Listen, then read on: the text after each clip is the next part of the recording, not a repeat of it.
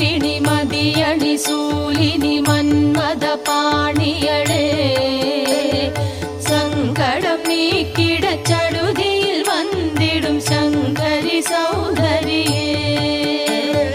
கங்கண பாணியன் கனிமுகம் கண்டனல் கற்பக காமினியே ஜய ஜய Sankara